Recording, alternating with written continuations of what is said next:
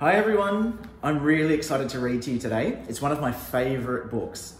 It's called Edward the Emu. Now this was written by Sheena Knowles and illustrated by Rod Clement, and it was published by Ingram. Edward the Emu. Edward the Emu was sick of the zoo. There was nowhere to go, there was nothing to do.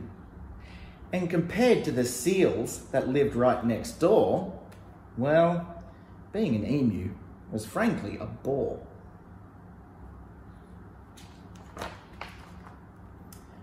So that night, when the zookeeper went home to bed, Edward jumped from his pen and he laughed as he said, "The seals are the best anybody can tell, so tomorrow I'll just be a seal as well."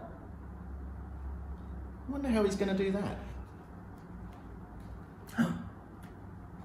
The next morning at 9, when they opened the zoo, the seals were swimming and Edward was too. He dived in the water and basked in the sun, and he balanced a ball on his beak just for fun.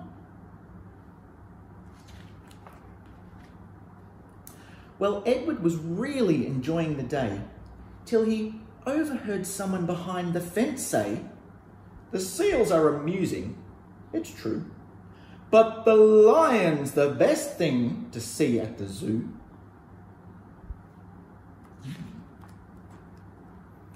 So that night, when the zookeeper went home to bed, Edward jumped from the pool and he smiled as he said, "The lion's the best anybody can tell, so tomorrow I'll just be a lion as well." How can an emu be a lion? The next morning at 9, when they opened the zoo, the lions were roaring and Edward was too. He snarled at the ladies and growled at the men. Life was certainly grand for a lion in his den. That's a big roar. Well, Edward was having a wonderful day till a man in the crowd had the gumption to say, "The lion's a beast I shall always detest. The snakes are the thing that I like to see best." What do you think he's going to be next? So that night, when the zookeeper went home to bed, Edward crept from the cage and he grinned as he said, "If snakes are the best things, and that's what they say, then tomorrow I'll just be a snake for the day."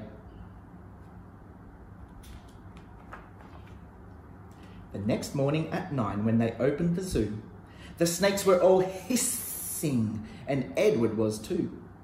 He slipped round the rocks. It was magic to see. Then he curled himself casually up round a tree.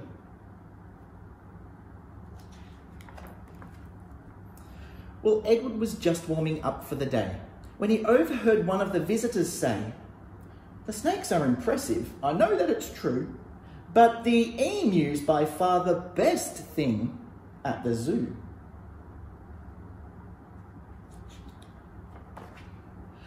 "The emu!" gasped Edward. "My goodness, that's me!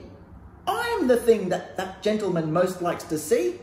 Not the seals, not the lions, the snakes and the rest. It's Edward the Emu he likes to see best."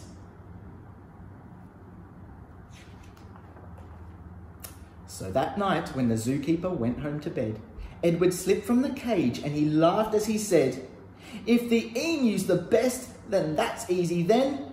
Tomorrow I'm Edward the Emu again."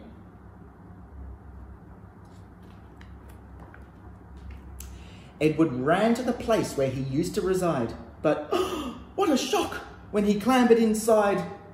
He found himself suddenly come face to face with the emu they'd brought in to take Edward's place.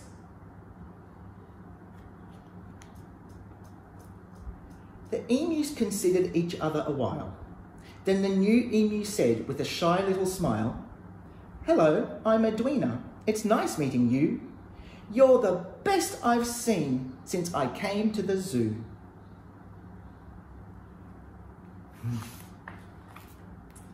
Hope you like that story. I love Edward the Emu. I wonder if you might like to do an activity where you could draw a zoo and include all the different animals that Edward went to visit in this story. And you could also maybe show us the path that he went on. What animal did he come to first? You might like to go back and watch parts of the story again, so you can include all the animals and then show us his journey around the zoo. Hope you liked it, guys, and we'll see you soon. Bye.